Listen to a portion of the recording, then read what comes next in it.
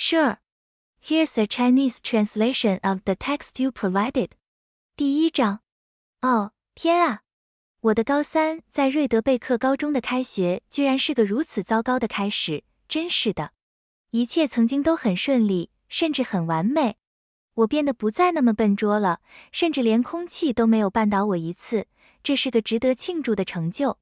好吧，直到现在为止。我惊恐地看着梅兰妮，她的整个衣服已经被我那瓶橙汁泡透了。我甚至不知道橙汁怎么飞出我的手，直接洒在她的头上，把她从头到脚都弄湿了。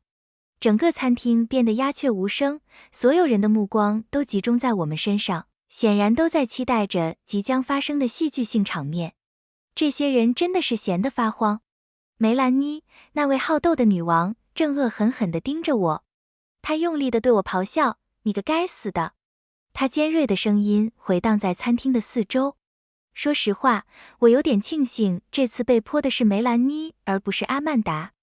阿曼达是自封的瑞德贝克高中的女王，她比任何人都要疯狂。梅兰妮的变化可大了，自从她和德鲁在一起后，完全变了一个人。那是7个月前的事了，她就像突然决定不再到处睡觉，想要安定下来。而他选的对象就是德鲁，一个安静又帅气的男生。到底发生了什么改变，我至今不明白。梅兰妮一直对我和我最好的朋友们很刻薄。哦，对了，千万别称我们为3剑客，绝对不能。这里到底怎么回事？哦，校长波尔斯真是个关键时刻出现的男人。德鲁的话打破了我和梅兰妮之间的僵局。嘿，梅兰妮，宝贝，冷静点。德鲁在梅兰妮耳边轻声说道：“冷静？你让我怎么冷静？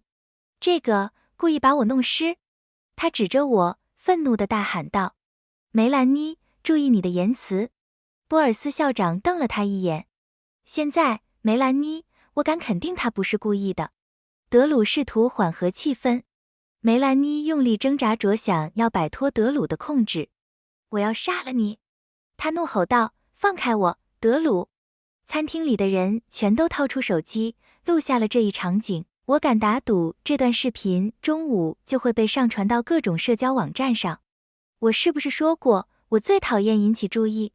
再说一遍，什么时候我最好的朋友们才能出现在我身边？德鲁紧紧抱住梅兰妮，低声对她耳语。梅兰妮突然僵硬，脸颊泛起红晕。她垂下肩膀，完全放松地倚在德鲁的怀里。我竟然不知道德鲁对梅兰妮居然有这么大的影响力，他到底对她说了什么？梅兰妮，辛普森小姐，能告诉我这里发生了什么吗？波尔斯校长已经从餐厅门口走到了我们身边。波尔斯校长，扎拉故意把橙汁洒在我身上的。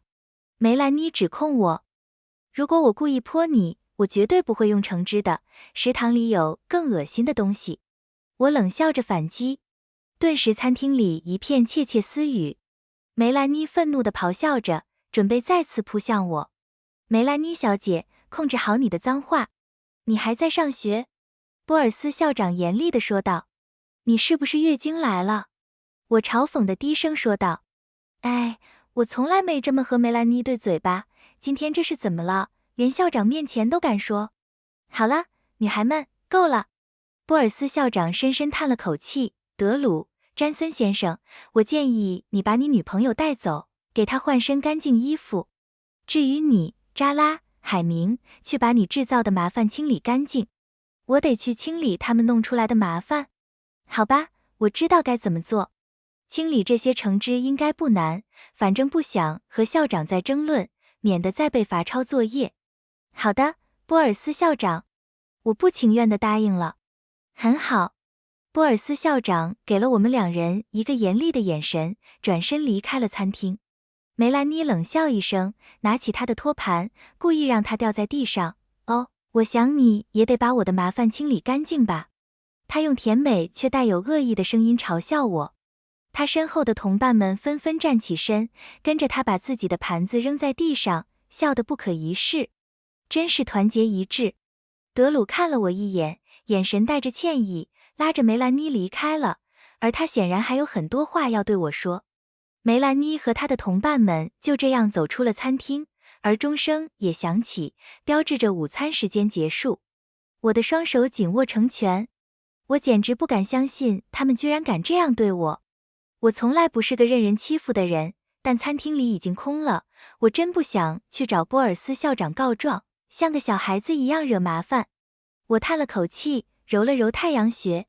我真的很想杀了娜塔莉和萨曼莎，居然敢把我一个人留下，自己去上课，结果还得在这里打扫我弄出来的麻烦。大家应该都已经去上课了，而我这里却得去打扫这些无聊的东西。我可以假装不理梅兰妮他们弄出来的垃圾，但我不想给他们再找麻烦，免得被再次针对。我叹了口气，走出了餐厅，朝着清洁工具间的方向走去。那个臭名昭著的清洁工具间，学校里许多人的秘密基地。我甚至能听到里面传来声音、呻吟和喘息声。真是倒霉透了。毫不奇怪，他们也应该清洁每个角落，特别是那些经常待在这里的人，可怜的清洁工。我急着去上课，反正也没剩下多少时间，根本不在乎谁正在做事。深吸了一口气，我转开了门，结果发现哈珀、凯恩和他今天的新目标正热火朝天地纠缠在一起。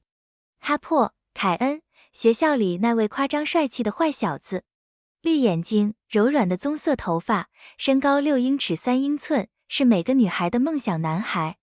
唯一的问题是，他知道自己有多帅，而且完全不避讳这一点。大约80%的女孩都为他失去过贞操。真是一个完全的陈词滥调，坏男孩从不安定下来，一直伤害着所有喜欢他的女孩，而她们却还是为他着迷。